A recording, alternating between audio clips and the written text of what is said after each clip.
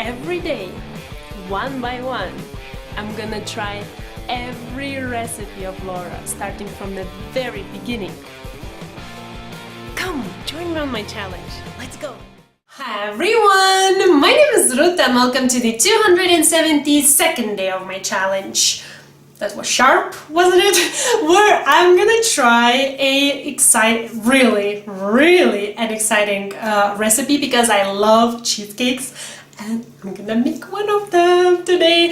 It's a bit an interesting cheesecake for summer, but it's a cheesecake, so I don't see any problem. Pumpkin cheesecake is to be born in this kitchen. Now I have a question for you because I've been trying to make my intros shorter, preferably under 1 minute, but I am a chatty person, so that's quite a hard task for me. And I have a few substitutions. Usually what I was doing in such cases, I would present those substitutions, if you will, in the beginning of the video. Like, for example, this recipe calls for spiced wafers, which I couldn't find. There's no such thing. And I googled and I found out that they're sort of like ginger cookies, if I'm correct. I don't know. I bought those and I made the crumbs myself as well. I just put them into a Ziploc bag and smashed them with a rolling pin. This is an example for today's recipe, and I have 4 more to say, which makes the intro really long, I feel like. So are you interested? I'm curious, are you interested in substitutions that I'm gonna make? Should I mention them somewhere else? Shouldn't I mention them at all? Like, or maybe I should just quickly run the list of them? I don't know. Give me some ideas for now, just to try to make the intro shorter. Because I feel like it makes people just, click away and not watch the video because that girl never shuts up. So anyways, I'll just quickly mention the rest. Pumpkin pie spice, I made myself. If you also cannot find pumpkin pie spice recipe, then check the description box down below. I will leave inside the written recipe measurements of the different spices to use to make your own blend, because for a fact I know that Turkey, Lithuania, Iran doesn't really have pumpkin pie spice, so maybe you're also from one of those countries or some other one which doesn't. Man, I'm failing at the short intro. My god, this is hard. Okay, evaporated milk we will make together because I couldn't find such thing in Turkey, and I remembered someone mentioning that it's not really that hard to make yourself, so I googled. You will see just the milk among the ingredients. But we will mix some evaporated milk today together. Vanilla extract. I'm gonna be using vanilla powder just because it's very interesting. Turkey doesn't really have vanilla extract. I mean, I went to a lot of shops and they didn't really know what's vanilla extract. So I'm gonna be using in this kitchen vanilla powder just because. And if I'm correct, I think the substitution is 1-to-1, so I'll be using that. We'll see. If I'm wrong, correct me. And the last thing, sour cream, which is again nowhere to be found in Turkey, and it was the same in Iran. So I kept using natural plain yogurt, which I'm sort of nervous for today's recipe just because natural yogurt is way more watery than the sour cream, so I don't know how that will work out. Well, I guess we'll see. So if you're curious to see how it goes trying out this recipe for the very first time, then keep on watching. We're gonna need, for the crust, 300 grams of crushed spiced wafers or some ginger cookies, 70 grams of butter melted, and 50 grams of sugar. For the filling, 400 grams of pumpkin puree, 375 grams of cream cheese, 1.5 cups of milk, 150 grams of sugar, 100 grams of brown sugar, 2 eggs, 2 tablespoons of cornstarch, 1 tablespoon of pumpkin pie spice, and 1 teaspoon of vanilla powder. For the topping, 450 grams of sour cream, 60 grams of sugar, and 1 teaspoon of vanilla powder. And for serving, some powdered sugar.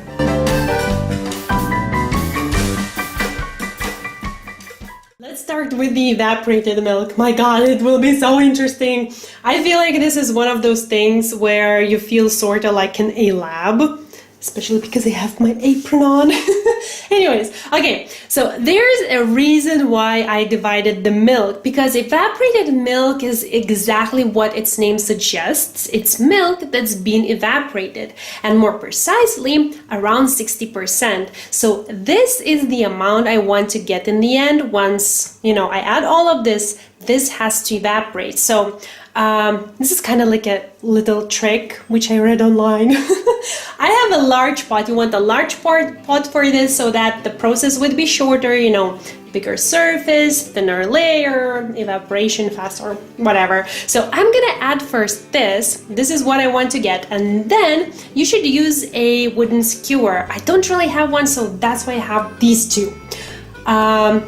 I'll try using this, but I'm a bit afraid that it's too short and I'll be afraid to burn myself, because once that milk is in, you want to add your skewer and mark where the milk hits.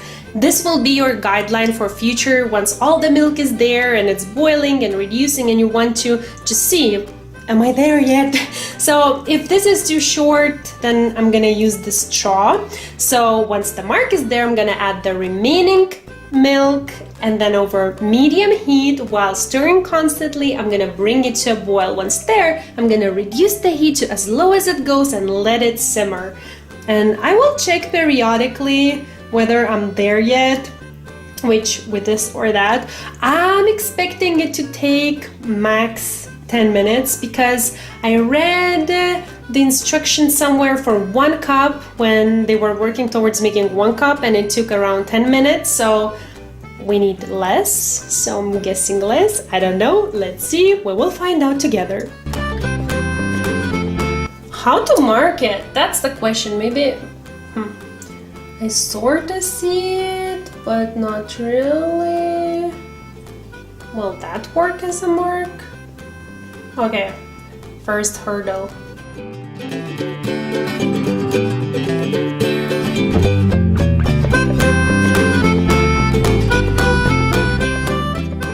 Okay, that's not an easy task to see the mark. I think we're there, so now I'm gonna strain the milk and we're done. It took me 20 minutes, by the way, not 10. Oh my god, there are so many ingredients that I feel like this time they actually won over me. Normally I move them, you know, out of the frame so that I would just have what I need for the actual step, but now there are so many of them that I just let them be and scooted myself to this corner here.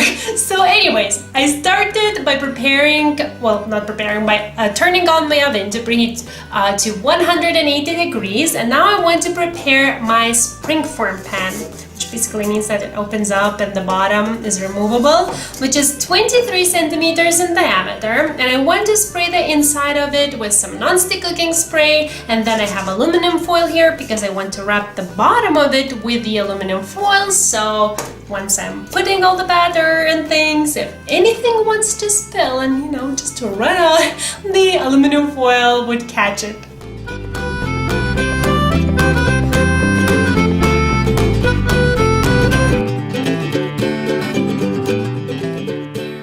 Alrighty, let's make the crust. So to a large bowl, I'm gonna add the crushed wafers or cookies or whatever you have. This smells amazing, by the way. Of course it's ginger cookies. How could they not, right?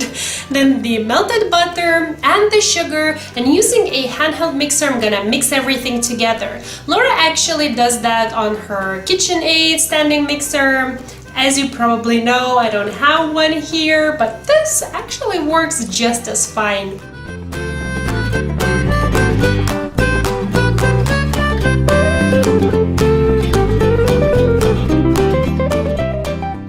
Perfect, and now this will go into the springform pan, and using my hands and maybe something else, maybe I'll find some, what was I using? Some glass or something flat bottom. You want to press this into the bottom, into one even layer as a crust.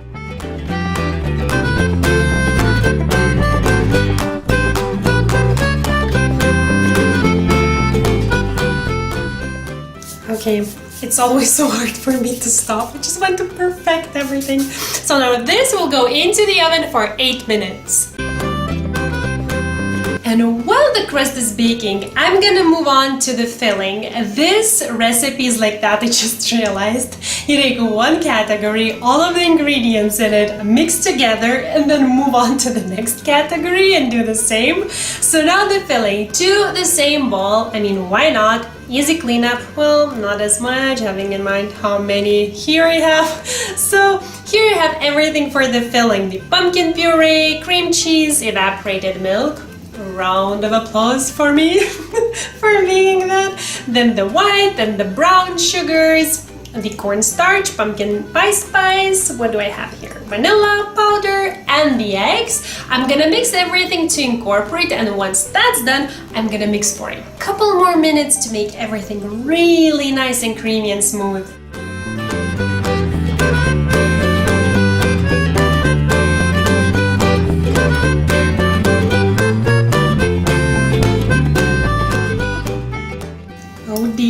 This looks way more watery than Laura's. What should I do? Should I proceed? Should I add something? Oh my goodness. Cross your fingers for me, would you? I've decided to proceed, but this is way more watery than Laura's. So to say I'm a little bit nervous would be a little bit of understatement, but let's see. Maybe it all will turn out good. Are you crossing your fingers? Okay, so now this will go here, and then all of this will go back into the oven for 1 hour.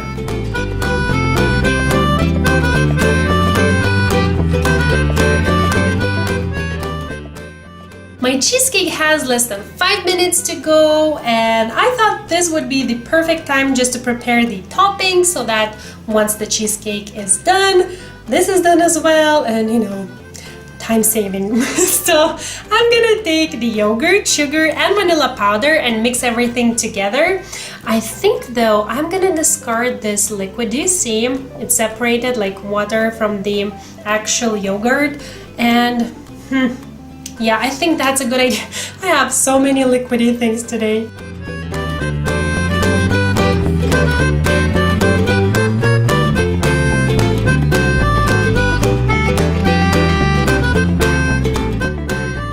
My goodness, I just realized something.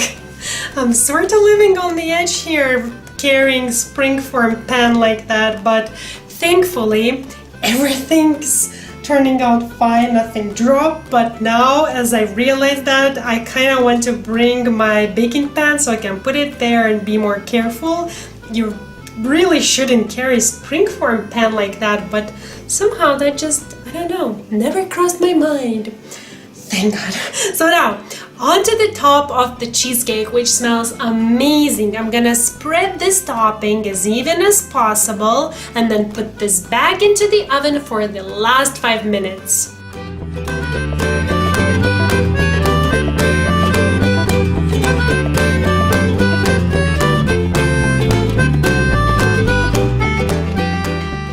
And that's all there is to making actually. So now I'm gonna let it cool down here on the countertop for a couple of hours, and then put it into the fridge overnight, and I will see tomorrow. My goodness, am I excited!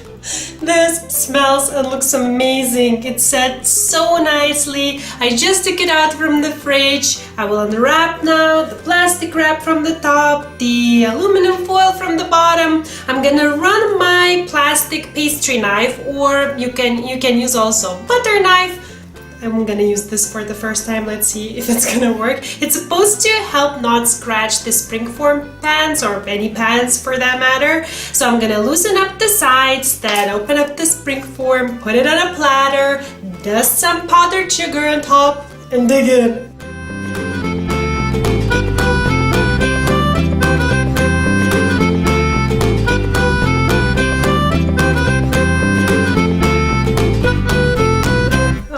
Okay, my Turkish coffee is ready. Oh, I think you can actually see, can you, in the background?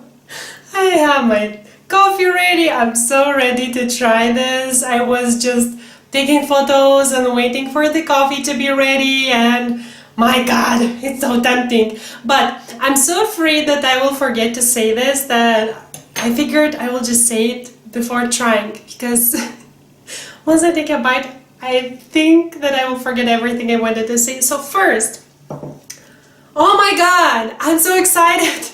It's just the cake. Did you see it went out of the spring form? I had to get rid of a couple, or a few actually, of spring forms and baking pans just because I cut into them and they started rusting, and that's not good. So I just bought this new one, and I was really trying to protect it. Like, you saw the process of cutting a piece of cake. Man, I really tried being careful and not scratching it, and then it just popped out and I was so excited. But that brings me to my question. I'm so curious. Okay, just so that you have something pretty to look at and tasty to look at, here's the cake. My question is, why do you have to run the knife around the springform pan? I mean, like, isn't the idea of the springform pan is that you open it and just like lets the cake go? What would happen if I didn't run? I became so curious. What would happen really if I didn't run the knife around and just like open the springform pan? So what if it stuck to the... Would it come out with pieces? I'm so curious. If anyone knows that, please let me know. Okay, should we do that together? Let me get close. Ooh, oh my God. Having in mind how liquidy the batter was, I was waiting for a disaster, but this looks far from it. Okay. This reminds more of this is so tasty. This is something texture-wise a little bit more on some other cake, not cheesecake. But my God, it's so tasty. Maybe it's because my batter was more liquidy. Maybe that's affecting the texture. I mean, nothing's wrong with the texture, just cheesecake recipe and all that. This is so good. Okay.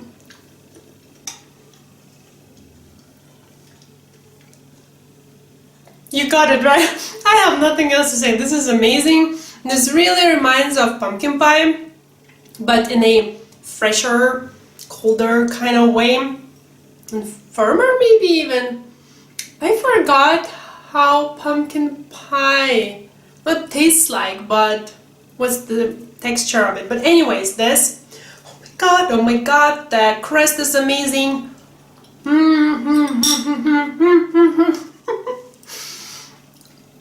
It's very nice, the top layer. It's really refreshing. It has a little bit of tanginess, even though natural yogurt is more liquidy than the sour cream, but it still works in this recipe if you wondered. So that's it. I'm gonna run away. If you want, go check the original recipe by Laura there. Well, actually that's the picture to compare it with, and that's the actual link. And if you want the recipe of this amazing thing, and you will find it in the description box down below. Actually, I just remembered, I had an idea that maybe my batter was a little bit more watery because I didn't measure the evaporated milk I got. Maybe I got a little bit more than I needed. I don't know. In any case, this is a success. My coffee's waiting for me, so thank you so much for watching. I really hope that this was fun and helpful, and I'll see you soon. Bye!